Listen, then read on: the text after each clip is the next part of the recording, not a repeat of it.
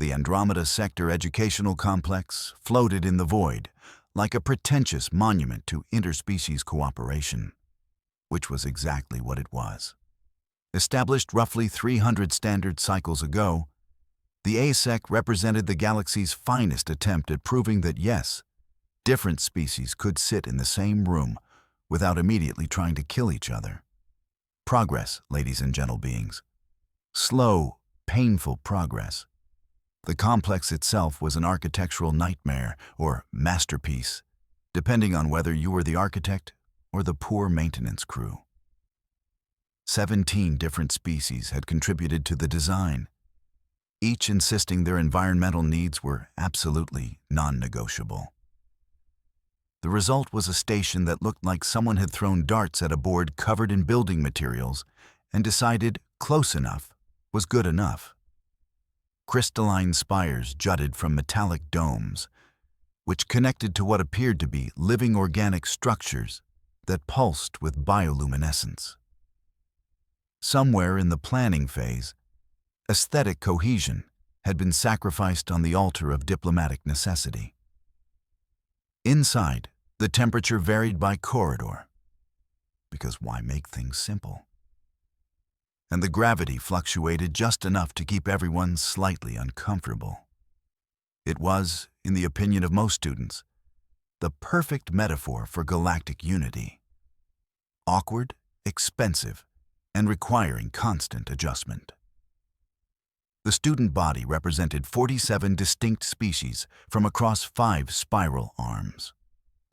There were the Crethians, naturally, because no prestigious institution was complete without those 7-foot-tall reptilian overachievers with their redundant organs and insufferable superiority complexes.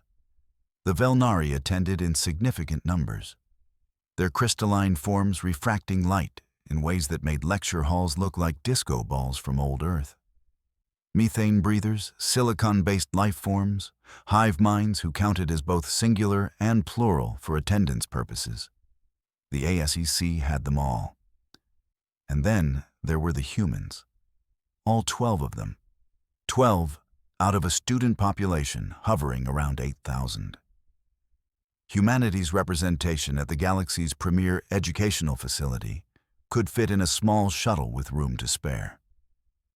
This wasn't discrimination, technically.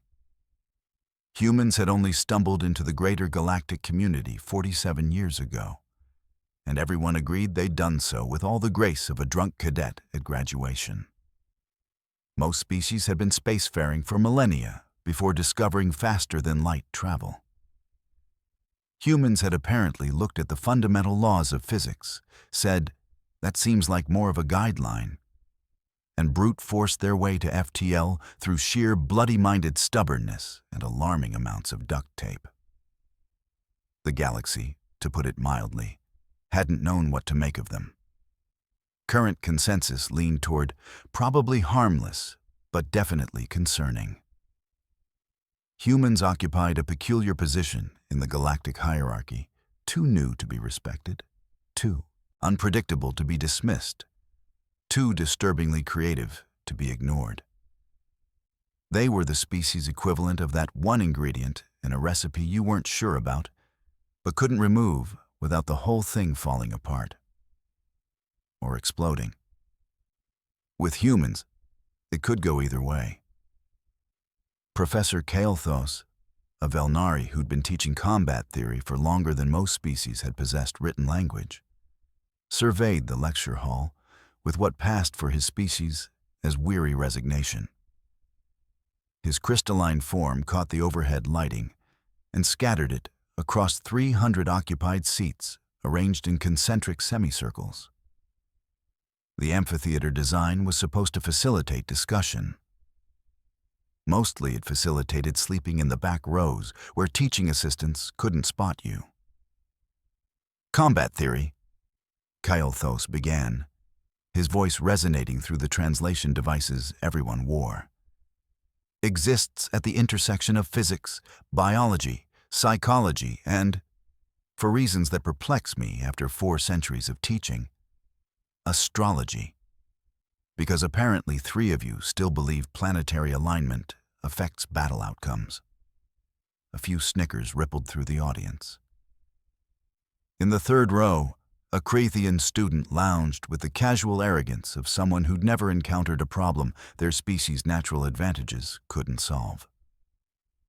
Vexithar was his name, and subtlety was not among his skills. At 7'2", with scales that shifted between deep emerald and black depending on his mood, he was physically impressive, even by Creathian standards. His kind possessed redundant cardiovascular systems, enhanced musculature, and reaction times that put most other species to shame. Evolution had been generous to the Creathians, and they never let anyone forget it. Today, Kael'thas continued, manipulating a holographic display that materialized above the lecture pit. We're examining tactical adaptation in asymmetric warfare. Specifically, how numerically or physically inferior forces compensate through strategic innovation. Vexithar snorted, a sound like rocks tumbling down a mountainside. Theory being the operative word, Professor. In practice, superior physiology wins. Always has, always will. Several students shifted uncomfortably. Vexithar's opinions on biological determinism were well known and approximately as welcome as a hull breach during exam week. Kael'thas, however, had been teaching long enough that student arrogance rolled off his crystalline surface like water off a particularly smug duck. An interesting hypothesis, Vexithar. Perhaps you'd care to present supporting evidence from the Kelrath campaigns, where, if memory serves, the physically superior Kelrath Empire was systematically dismantled by coordinated guerrilla actions from 3 smaller species. Outliers. Vexithar dismissed with a wave of his clawed hand. The Kelrath were overextended. In direct confrontation between individuals, biology is destiny. In the back corner of the lecture hall, in a seat, most students avoided because the gravity stabilizers had been glitchy since last semester. Maya Chen took notes and tried not to roll her eyes. She'd learned early in her time at ASEC that drawing attention to yourself as one of 12 humans among thousands of aliens was generally a poor survival strategy. Better to observe, to learn, to let the oversized lizards pontificate about their genetic superiority while you figured out how things actually worked. Maya was 23 standard years old, which made her simultaneously one of the youngest students at ASEC, and by her own species standards, completely average. She stood at 5'6", had black hair pulled into a practical ponytail, and possessed the kind of unremarkable features that made her forgettable in any crowd. A trait she'd cultivated deliberately. Back on Earth, at the Academy Prep School, she'd been top of her class. Here, among species who'd been playing the galactic civilization game for millennia, she was acutely aware of being the newcomer at a party where everyone else knew all the inside jokes. Her presence at ASEC was itself a minor miracle of bureaucratic navigation. Humans weren't exactly discouraged from applying to prestigious galactic institutions, but they weren't encouraged either. The general attitude hovered somewhere between adorable that they're trying and someone should probably keep an eye on them. Maya had submitted her application with minimal expectations and maximum determination, 2 qualities that seemed to characterize her species' approach to most things. The acceptance letter had surprised everyone, including Maya. The human in the back. Vexithar's voice cut through her thoughts like a plasma cutter through hull plating. You've been very quiet. Perhaps you'd share your species' perspective on combat theory? Oh wait, I forget. Humans only achieved space flight through stumbling over technology you barely understood. What could you possibly contribute to a discussion of tactical sophistication? The lecture hall went very, very quiet. Even Professor Kael'thas paused in his manipulation of the holographic display. This was the kind of moment that could go several ways, none of them good for institutional harmony. Maya looked up from her notes, meeting Vexithar's predatory gaze with an expression of calculated boredom. We contribute the perspective of a species that went from atmospheric flight to FTL in under 200 years, while simultaneously fighting ourselves in approximately 18 major conflicts. So, the usual. A few species made sounds that their translation devices rendered as surprised laughter. Vexithar's scales darkened to full black, a Crythian threat display that was about as subtle as a supernova. Killing your own kind. Vexithar rose from his seat, his full height now on display. How admirably primitive. Tell me, human, have your people moved beyond clubbing each other over resources? Or is that still standard practice? We've upgraded to more efficient methods, Maya replied, her tone conversational. Clubs were too heavy to carry in bulk. We're all about that weight-to-lethality ratio now. More laughter, less nervous this time. Vexithar's jaw clenched, rows of serrated teeth visible. In Crythian social dynamics, verbal sparring was simply the prelude to physical dominance assertion. He'd expected the human to back down, to defer to his obvious superiority. Her refusal to do so was, in his worldview, a challenge that demanded response. Perhaps, Vexithar said, his voice dropping to a register that vibrated through the floor plating. You'd care to demonstrate these efficient methods? Since you seem confident in your primitive species' capabilities. Professor Kael'thos finally intervened, his form brightening with what his species expressed as alarm. Vexithar, this is a theoretical course. We don't settle academic debates through. I'm simply suggesting a practical demonstration, Professor. Vexithar interrupted, never taking his eyes off Maya. Surely the human would benefit from understanding the gap between theory and practice. Consider it educational.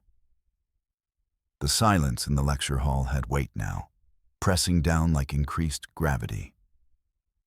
Every student knew what was happening. Challenges were technically forbidden under ASEC regulations, but those same regulations included provisions for supervised practical demonstrations, when educational value could be argued. It was a loophole big enough to fly a cargo hauler through, and Vexithar was clearly planning to exploit it. Maya closed her notebook with deliberate care, standing in one smooth motion. At 5'6", she came up to roughly Vexithar's sternum. The size difference was comical. Educational, she repeated, as if testing the word. Sure, Professor. I'm happy to participate in a practical demonstration. For educational purposes. Kael'thos's crystalline form flickered through several colors that didn't have names in most languages, settling on what humans would recognize as deep concern. Maya, you're under no obligation. I understand, Professor. But if Vexithar feels it would enhance the learning environment, I'm willing to help. She smiled, and something in that smile made several empathically sensitive species in the audience suddenly find reasons to check their data pads. The thing about humans that the galaxy was still learning, slowly, expensively, was their relationship with danger. Most species had evolved reasonable threat assessment capabilities. Humans had evolved the ability to look at danger, fully acknowledge it was dangerous, and then do the thing anyway, because it might be interesting. Xenopsychologists called it adaptive risk tolerance. Human veterans called it being too stupid to live. Both were probably correct. Professor Kael'thos, against what remained of his better judgment, initiated the facility protocols for converting the lecture pit into a sparring arena. Force fields materialized, separating the demonstration area from the seating. Medical personnel were automatically notified, Because regulations written after the incident with the Thoraxian exchange student specifically required medical presence for any physical demonstrations. Standard rules, Kael'thas announced, his voice resigned to whatever chaos was about to unfold. First to yield or first incapacitated. Lethal force is prohibited and will result in immediate expulsion and criminal charges. Maiming is discouraged, but technically permissible under subsection 47 of, you know what? Just don't kill each other. Medical nanites will handle most injuries. Probably. Vexithar stepped into the arena with the confidence of someone who'd never lost a physical confrontation in his life. Which was accurate because he hadn't. Creathian physiology made them natural fighters, faster reflexes, stronger musculature, redundant organs that made them frustratingly difficult to incapacitate. He'd participated in dozens of these demonstrations, always emerging victorious. Today would be no different, regardless of the small human's unexpectedly sharp tongue. Maya entered the arena from the opposite side, and if she was intimidated by the 7-foot reptilian predator currently doing stretches that showed off his muscular definition, her face didn't show it. She rolled her shoulders once, twice, bouncing slightly on the balls of her feet. Any time you'd like to forfeit would be acceptable, Vexthar offered magnanimously. No shame in recognizing biological reality. That's sweet, Maya replied. You should probably remember you offered. Kael'thas initiated the countdown. 3, 2, 1. Vexithar moved first, because of course he did. Crithian combat doctrine emphasized overwhelming initial force. Strike hard, strike fast, end it before your opponent adjusted. He closed the distance in a blur of scaled muscle and predatory intent. Clawed hand sweeping toward Maya's center mass in a strike that would probably crack ribs if it connected. It didn't connect. Maya wasn't there anymore.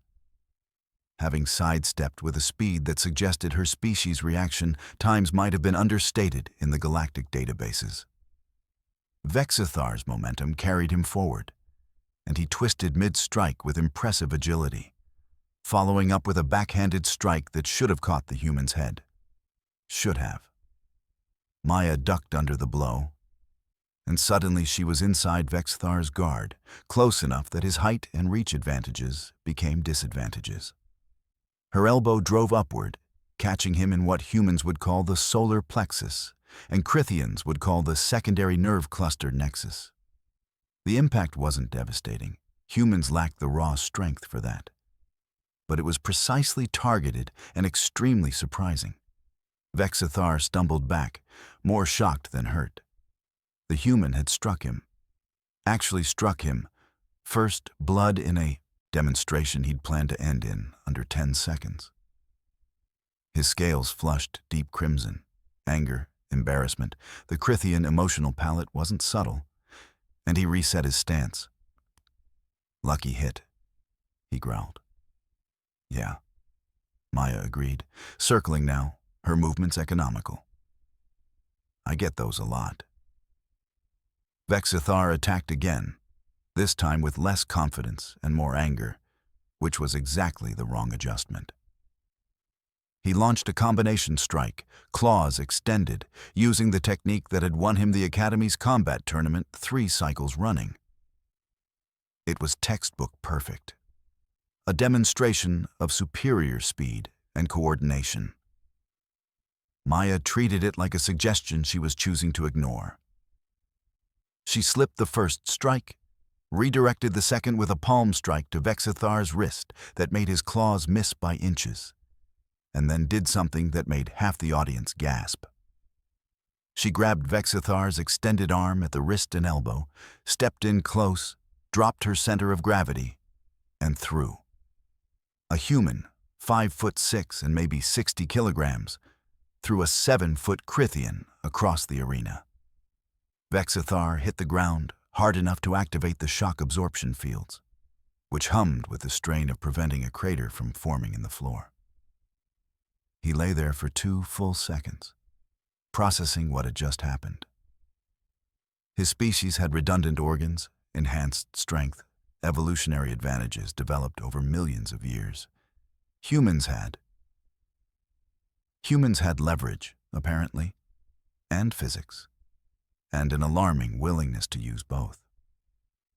Vexithar rolled to his feet, his earlier confidence now replaced with something closer to genuine anger. This wasn't supposed to happen. The human was smaller, weaker, from a species that had discovered fire, actual combustion-based fire, within the lifespan of their oldest members. They were primitive, unsophisticated, barely worthy of notice, and one of them had just thrown him like a training dummy. Beginning to understand the gap between theory and practice, Maya commented, still circling, still maintaining that infuriating calm expression. It's educational, right? Vexithar charged, abandoning technique for raw aggression. If he couldn't outfight the human, he'd overwhelm her with sheer physical power. He was twice her size, 3 times her mass, and possessed musculature that could bend steel plating. Maya watched him come, calculated angles and momentum, and about 15 other variables in the half-second she had available, and made a decision that would be analyzed in combat theory classes for the next decade. She didn't dodge. Instead, she dropped low, got under Vexithar's center of mass, and used his own momentum against him in a throw that wasn't in any Crithian combat manual because Crithians had never needed to develop techniques for fighting opponents who understood leverage better than biology. Vexithar went up, then down, then experienced what human combat instructors called a learning opportunity, and everyone else called eating, deck plating. The impact knocked the air from his lungs, both of them, and activated the medical alert system because the force field sensors detected impact trauma. Maya stepped back, giving him space to recover, which was tactically unnecessary, but culturally important. Human combat philosophy included strange concepts like fair play and sporting chance that most predatory species found baffling. Vexithar stood up slowly, pain receptors that had barely ever fired now lighting up like a station Christmas display. That was a human reference. Most species didn't have analogs. His pride hurt worse than his body, which was saying something because his body currently felt like he'd been fighting industrial equipment. You're fast, Maya acknowledged, and strong, and you've got natural weapons and backup organs. Impressive package, really. But you know what humans have? Vexithar glared at her, unable to formulate a response that wouldn't sound like conceding defeat. We've got 5,000 years of documented martial arts development, Maya continued, because we spent most of our evolutionary history trying to murder each other over everything from territorial disputes to religious disagreements about whose imaginary friend was better. We got creative about violence. We got sophisticated about it. We turned unarmed combat into an art form with more styles than you've got scales. She moved then, not attacking but demonstrating, flowing through a sequence of movements that looked almost like dance. Blocks, strikes, throws, joint locks, all executed with precision that spoke to thousands of hours of practice. Wrestling, boxing, judo, Muay Thai, Krav Maga, Brazilian Jiu-Jitsu, Sistema. And those are just the famous ones. Humans have been working on the problem of how do I beat someone bigger and stronger for our entire violent, creative, stubborn history. Vexithar watched, understanding dawning like a cold sunrise. The human hadn't been lucky. She'd been trained, extensively, in techniques specifically developed to counter size and strength advantages. So when you ask if we've moved beyond clubbing each other, Maya finished, settling back into a ready stance, the answer is yes. We've upgraded to several hundred highly refined systems for efficient application of violence. and I'm only mediocre at 6 of them." In the audience, a Thoraxian student's translator device rendered something as, "Oh, fuck," in 17 different languages simultaneously, which was either a malfunction or an extremely accurate translation. Vexithar made his decision. He could forfeit, acknowledge defeat, and live with the humiliation. Or he could press forward, try to salvage something from this disaster through sheer determination. Being a Crythian, raised in a culture that valued victory above practically everything else, he chose the stupid option. He attacked again, putting everything into it: speed, strength, technique. It was his best effort, a display of everything that made Crythians formidable fighters. In a fair universe, it would have been enough. Maya met him halfway. What followed was not by any technical definition a fight. Fights implied some degree of uncertainty about the outcome. This was a demonstration, just not the kind Vexithar had planned. Maya slipped inside his guard again, and this time she didn't throw him. She targeted joints with nerve strikes, used palm hits to off-balance him, swept his legs when his weight shifted wrong, and generally treated him like training equipment that had gotten uppity. Vexithar tried. He genuinely tried. His reflexes and strength occasionally let him force Maya to adjust her approach. But every time he thought he'd found an opening, discovered it was bait. Every time he committed to a strike, found himself overextended and off balance. Maya fought like she was following a script he hadn't been given, always 3 moves ahead, turning his advantages into vulnerabilities. The end came when Vexithar, frustrated and exhausted, threw a wild haymaker that Maya didn't dodge or block. She stepped into it, caught his arm, and applied what human martial artists called a standing arm bar, and what everyone else called that thing that makes the cracking sound. Vexithar's elbow joint, which had never experienced anything like this stress angle, voiced its objections, loudly. The medical nanites immediately deployed, preventing permanent damage, but the pain was extremely educational. "Yield," Maya said quietly, maintaining pressure. "Yield," Vexithar gasped, and she released him immediately. The silence in the lecture hall was profound. 300 students sat perfectly still, processing what they'd just witnessed. A human, a member of the species that most of them had categorized somewhere between harmless and pets who learned space travel, had systematically dismantled a Crythian in single combat. Maya walked back to her seat, breathing slightly elevated but otherwise composed. Vexithar remained in the arena, standing with his intact arm supporting his very much not intact arm, scales cycling through colors that indicated confusion, pain, and a complete recalibration of his worldview. Professor Kael'thos, who'd lived through 3 galactic political upheavals and thought nothing could surprise him anymore, discovered he was wrong. "Well," he said finally, his voice carrying through suddenly functional translator devices, "I believe that concludes our practical demonstration on asymmetric warfare and tactical adaptation." He paused, his crystalline form refracting the overhead lights in patterns that suggested he was suppressing whatever passed for laughter in his species. "Vexithar, report to medical for assessment. Maya, excellent application of theoretical principles. Your practical understanding of leverage mechanics and momentum manipulation is clearly well developed."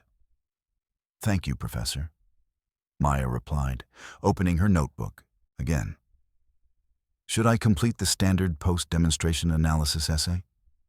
"Yes. 5,000 words on tactical adaptation in cross-species combat scenarios.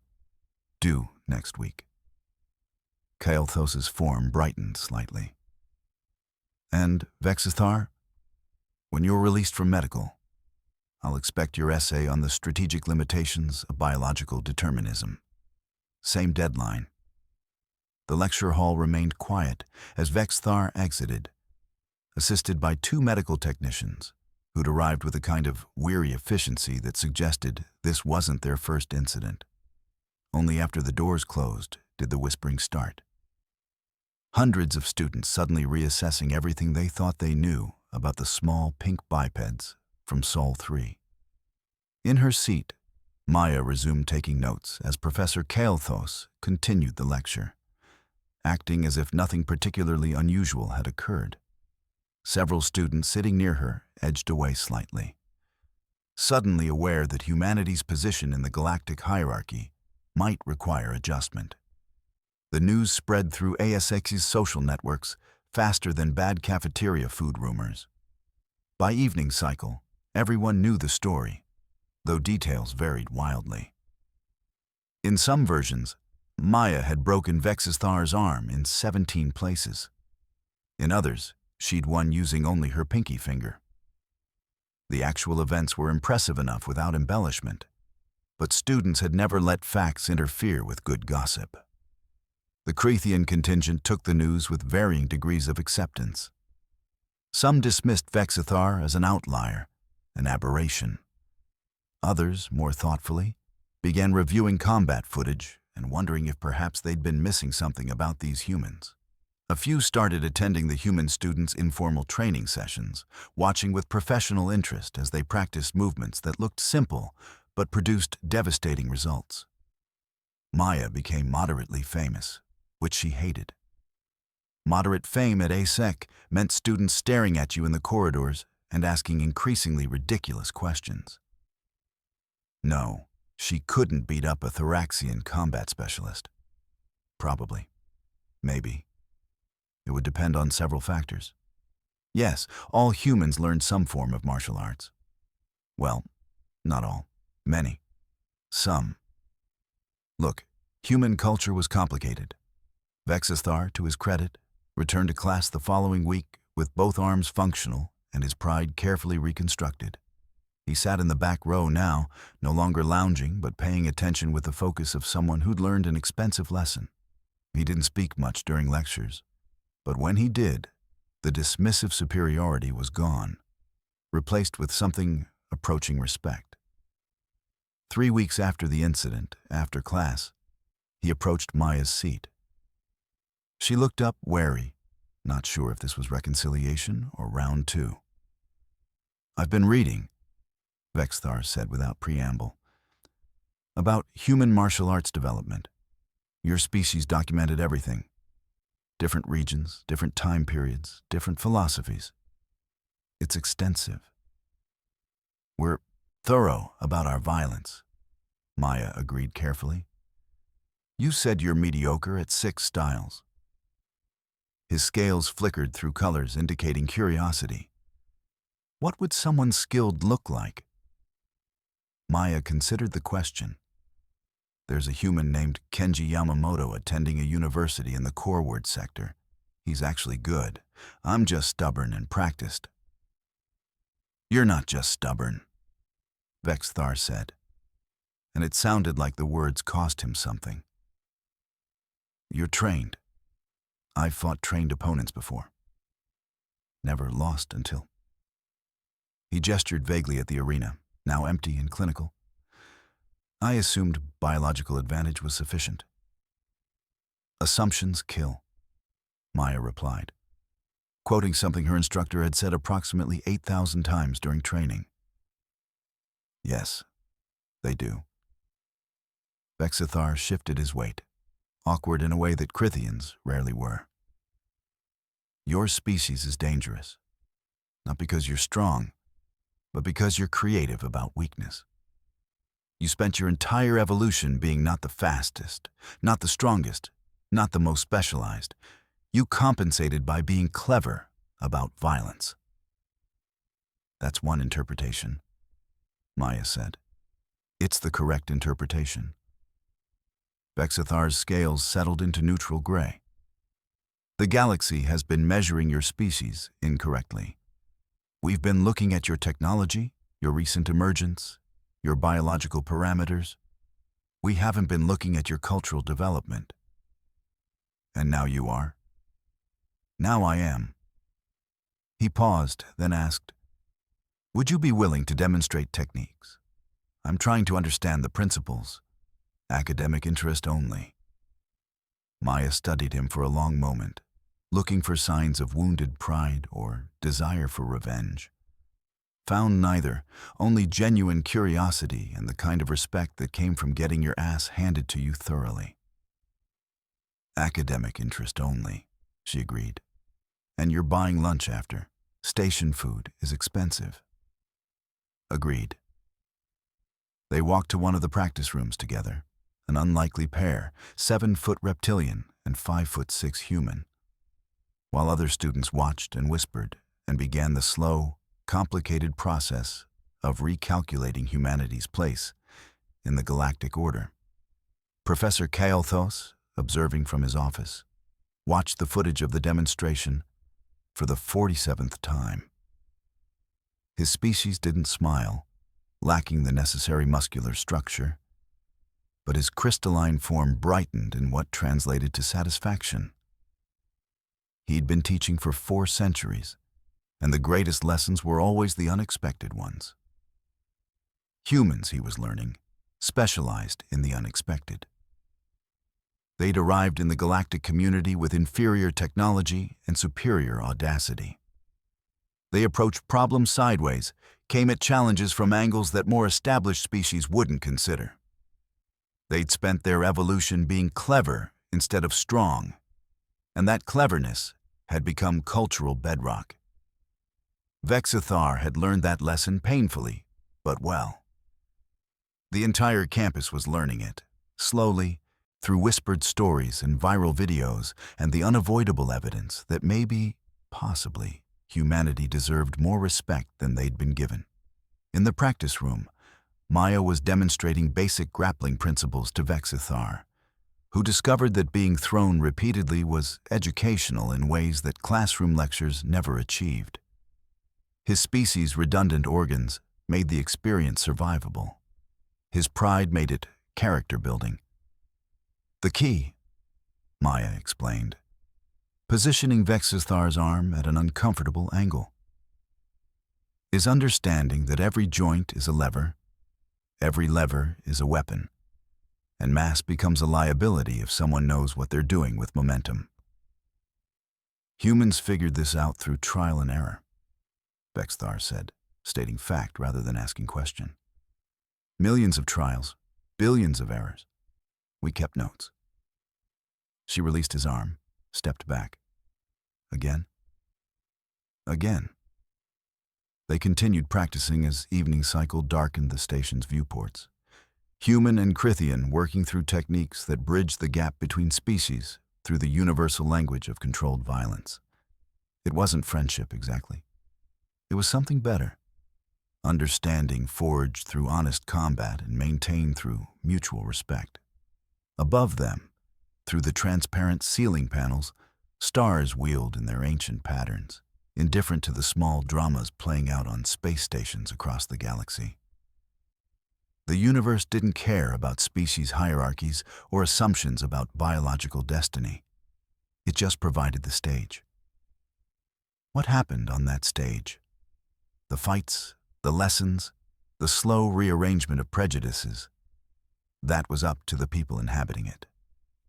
Maya Chen, human, mediocre at 6 martial arts and expert at exactly none, had started that process, not through diplomatic negotiation or technological achievement, but through the simple act of refusing to back down and then demonstrating, comprehensively, that humanity's approach to violence was sophisticated, refined, and alarmingly effective. The galaxy would adjust. It always did.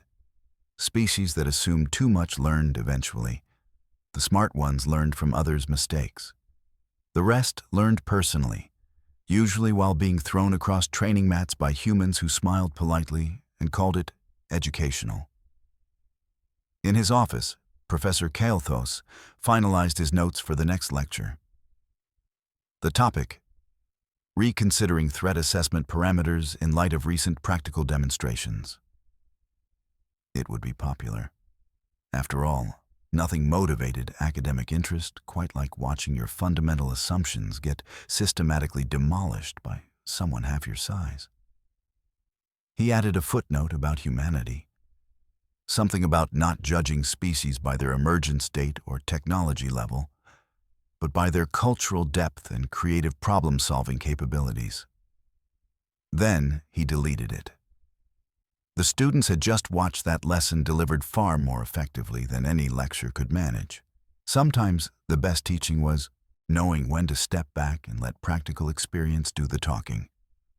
Or in this case, let it do the throwing, the joint locking, and the comprehensive recalibration of galactic assumptions about who was dangerous and why. Humanity had arrived in the galaxy 73 years ago, confused and armed with duct tape and determination. They'd been underestimated ever since. That was changing now, one demonstration at a time, one lesson learned the hard way. And somewhere in the practice halls of the Andromeda Sector Educational Complex, a human and a Crythian continued their training, building understanding through the oldest human tradition, teaching each other better ways to fight, while hopefully learning not to need them. Progress was slow, painful, and occasionally involved medical nanites. But it was progress nonetheless.